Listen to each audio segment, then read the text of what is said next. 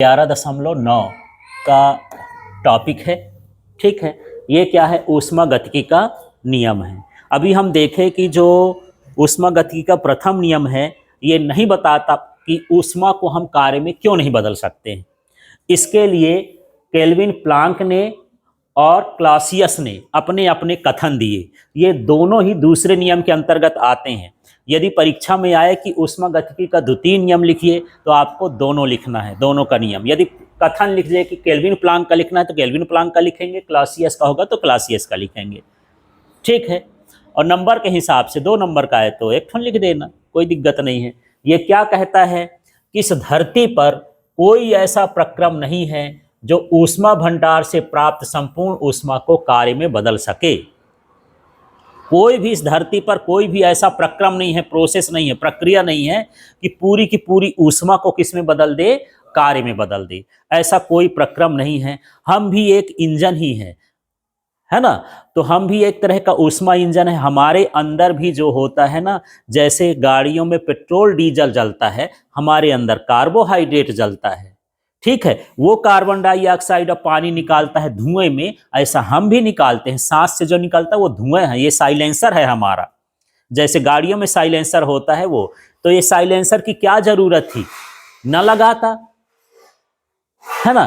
तो क्या हो जाता? इसका मतलब ये है कि हमारे शरीर में जब कार्बोहाइड्रेट जलता है, C6H12O6 जलता है, तो इससे ऊर्जा मिलती है। ऑक्सीजन से जलता है तो इससे क्या मिलती है? ऊर्जा। साथ में निकलता है CO2, साथ में निकलता है H2O, है ना? तो ये जो ऊर्जा निकालता है, ये पूरी की पूरी इससे ऊष्मा जो होती है, इसकी हम पूरा का पूरा इस्तेमाल नहीं कर पाते। कुछ ऊष्मा हम नाक के द्वारा कहाँ छोड़ रहे हैं? बाहर। मुंह से देखो, ऐसे करते हो तो गरम गरम निकलता है। नाक से भी हवा निकलती है तो क्या है? गरम गरम। तो जब ऊपर वाले ने जो ये मशीन बना के दिया है, उसके पास ये सिस्टम नहीं है कि पूरी ऊष्मा को किसी में बदल ले कार्य में, तो इस धरती में फिर कोई सिस्टम नहीं। ठीक है ना? तो जो उसने इंजन बना के भेजा है, जानवरों का, इंसानों का, ये सारी इंजन भेजा है, उस इंजन में भी सिस्टम नहीं है कि ऊष्मा को किस में बदल दे? कार्य में। तो यही केल्विन अलग साइंटिस्ट हैं, प्लांक अलग साइंटिस्ट हैं। दोनों मिलके एक स्टेटमेंट जारी किए कि भैया कोई ऐसा प्रक्रम नहीं होता है जो ऊष्मा को पूरी तरह से किस में बदल दे? कार्य में बदल दे। अपनी भाषा में लिख देना है, कोई ऐसा प्रक्रम नहीं होता जो समस्त ऊष्मा को किस में बदल सके? कार्य में बदल सके।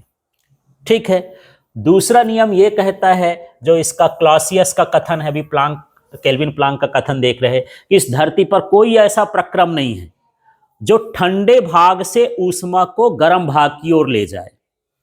माने गर्म से ठंडे की ओर जा सकती है ऊष्मा, पर ठंडे से गर्म की ओर अपने आप नहीं आ सकती है।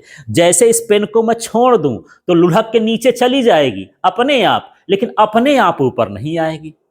ठीक है, मेरा शरीर गर्म है तो मुझे ठंडी लग रही है, इस हवा को ठंडी ना लग रही होगी। माने ऊष्मा कहां से जा रही है? मेरे शरीर से कहां जा रही है? बाहर, क्योंकि मैं गर्म हूं और ऊपर यहां क्या है? ठंडा है। तो ऊष्मा का प्रवाह हमेशा गर्म से कहां की ओर होता है? ठंडे की ओर। ठंडे से गर्म की ओर नहीं हो सकता है। यदि ठंडे से गर्म की ओर करना है तो फिर हम मशीन लगाना पड़ेंगे, अपने आप नहीं करना होता है। जैसे फ्रिज लगा लिए, वो फ्रिज क्या करता है? ऊष्मा को खींच सकता है, ठंडे से गर्म की ओर ले जा सकता है, पर हम उसमें ताकत दे रहे हैं तब ले जा सकता है, अपने आप नहीं होता। मैंने क्या लिखा है यहाँ पर? स्वतः प्रक्रम। कोई अपने आप का ऐसा प्रक्रम नहीं है जो ऊष्मा को ठंडे से कहाँ की ओर ले जाए? गर्म की ओर। हमेशा ऊष्मा कहाँ से जाती है? गर्म से ठंडे की ओर ही जाती है।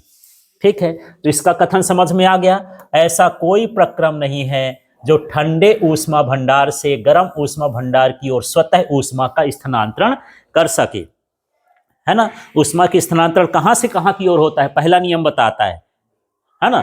ऊष्मा का प्रवाह कहां से होता है? उच्च ताप से निम्न ताप की ओर। गर्म से कहां की ओर होता है? ठंडे की ओर। ऐसा कोई प्रक्रम नहीं है जो ठंडे से कहां की ओर हो? गर्म की ओर हो। ठीक है, इस तरह से ये नियम है। क्लियर हो गया इतना? ठीक।